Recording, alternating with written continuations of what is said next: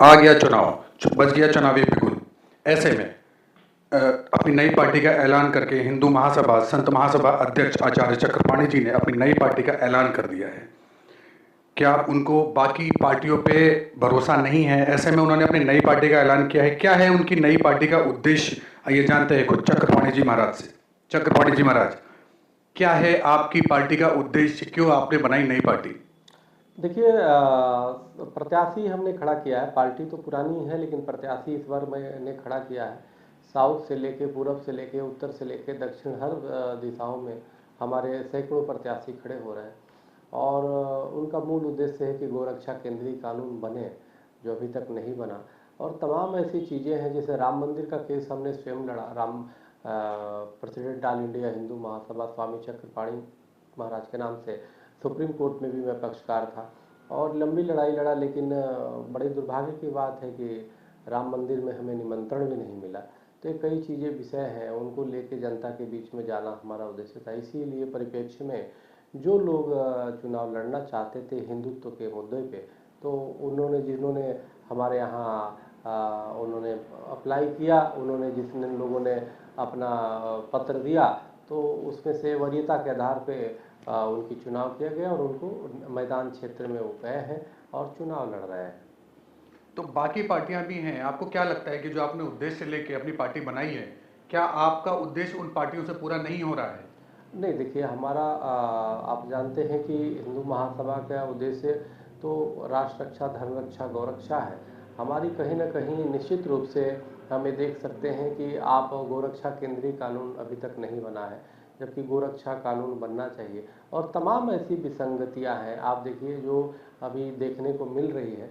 तो आज़ादी के बाद से भी कहीं ना कहीं फिल्मों के माध्यम से जिस प्रकार से धर्मों को टारगेट किया गया, कहीं ना कहीं आप हम भावना हमारी आहत करने का प्रयास किया जा रहा है, तो वो काफ़ी अभी भी जारी है। तो ये बड़ा दुर्भाग्यपूर्ण है। तो इसलिए ज़रूरी है कि जो हिंदूवादी लोग हैं अधिक से अधिक वो राजनीति में आएँ। राजनीति में एक माध्यम होता है सेवा का। जब वो राजनीति में आएंगे तो अपनी देश की सेवा भी अच्छी प्रकार से कर सकते हैं। वो अच्छी प्रकार से जो कानून हमारे देश के लिए सही नहीं है उसको बना सकते हैं। अब आप देखिए कि राम मंदिर का केस हम लोगों ने सैकड़ों वर्षों तक लड़ाई लड़ी, उसके बाद निर्णय आया। अभी इतने सैकड़ों हजारों मंदिर हैं, उसकी लड़ाई लड़ने हैं। तो अगर जो सरकार अपनी बनती है तो उसको कोर्ट से लड़ने की अपेक्षा संसद से एक बार में प्रस्ताव पास हो जाता कि जो भी मुगल कालीन मंदिरों को तोड़ा है मुगलों ने, उसको 24 घंटे के अंदर में उसको हिंदुओं को सौंप दिए जाने की प्रावधान हो जाएगा। तो ये हिंदू महासभा ये चाहती है कि कोई किसी प्रकार की देश में अशांति न हो, किसी भी प्रकार के जो मुगल कालीन जो प्रतीक है और जो बर्बरता के प्रतीक हैं उसको ख़त्म किया जाए। जो हमारी हिंदू स्वाभिमान की जो ठेस पहुंचाया गया उसकी रक्षा हो। तो ये चीज़ें, क्योंकि यहाँ पे हर व्यक्ति जो भी है देश के प्रति जिम्मेदार है, तो उसी जिम्मेदारी का निर्वहन करना है। हमको राष्ट्रवादी बनना है, हमको राष्ट्र को मजबूत बनाना है। हमें मुगलों को आदर्श पे नहीं चलना है। हमें शिवाजी, महाराणा प्रताप, भगवान श्री राम और हम आचार्य चाणक्य की उन परंपराओं के हम हैं जिन्होंने सर उठा के प्रेरणा दी। तो इसलिए जो लोग देश में रह के देश के खिलाफ बयानबाजी कर रहे हैं, देश के खिलाफ बोल रहे हैं, उनको सख्ती से निपटा जाए। तो ये कई चीज़ें हैं जो हिंदू महासभा राजनीति में आके ही कार्य कर सकती है। बहुत ऐसे विषय होते हैं जो बिना राजनीति में, बिना संसद में, बिना विधानसभा में आए कि जब तक नहीं आते वो कार्य नहीं होता। तो इसलिए हमने एक विकल्प दिया है, राजनीतिक विकल्प दिया है, और जो उसमें अपनी एक योग्यता रखते हैं वो आए और चुनाव लड़ सकते हैं। ऐसे में सत्ताधारी पार्टी को भी बोलते हैं कि वो हिंदुत्व के लिए काम कर रही है, फिर भी आप कह रहे हैं कि वो काम नहीं हो रहा है। नहीं, देखिए, ऐसा है काफ़ी चीज़ें। गोरक्षा केंद्रीय कानून अभी तक कहाँ बना है? नहीं बना है ना। तो गोरक्षा कानून तो अभी बनाना पड़ेगा ना। तो गोरक्षा केंद्रीय कानून अभी नहीं बना।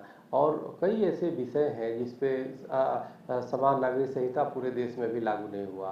तो ये कई विषय हैं जिसको करने के लिए काफ़ी चीज़ें अच्छे काम किए हैं। देश के प्रधानमंत्री मोदी जी ने धारा 370 को लेके जो किया उसकी हमने सराहना किया। जो एक नागरिक संशोधन बिल पास किया उसकी भी हमने सराहना किया। माननीय अमित शाह जी को हमने पत्र भेज करके समर्थन किया।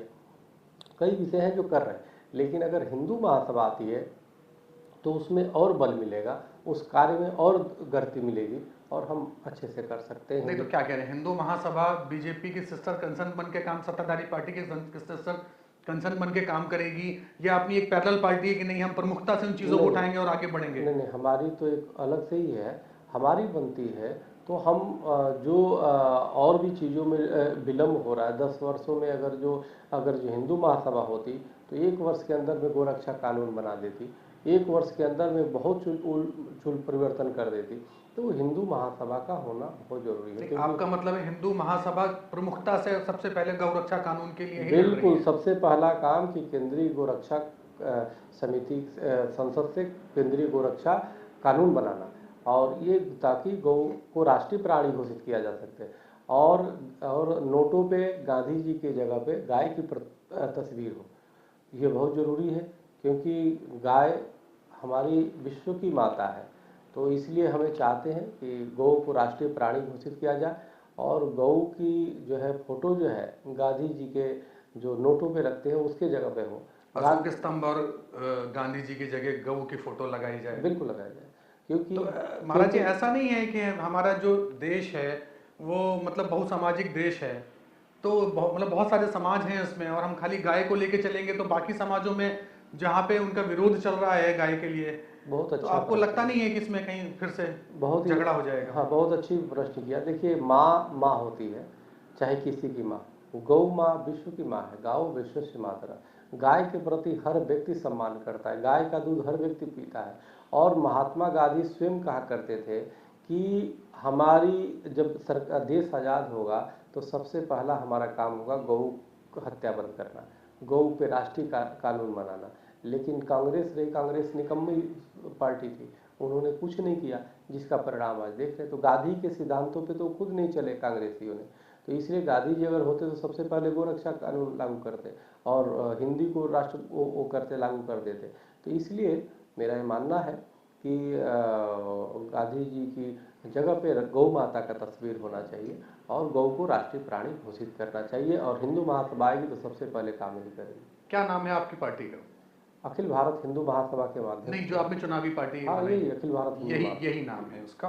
क्या आपको लगता है कि आपकी ये जो पार्टी चुनाव में आई है सत्ताधारी पार्टी से सीधी टक्कर ले पाएगी? नहीं, हमारी टक्कर हमारी किसी से नहीं है, हमारी टक्कर हम कोई नहीं है टक्कर में, क्यों पड़े हो चक्कर में। तो इसलिए हम चल रहे हैं अपने एक विचार लेके, अपने एक सिद्धांत लेकर के, और निश्चित रूप से विजयी होंगे। कितने उम्मीदवार खड़े किए हैं आपने देश में? हमने करीबन 125 से ऊपर है, अभी और आते जा रहे हैं। अभी तो कई फेज की चुनाव है, 7 फेज की। तो कितने आश्वस्त हैं आप अपनी पार्टी के चुनाव को आगे देखते हुए कि हाँ आप कितने उम्मीदवार अपने संसद तक पहुंचा पाएंगे?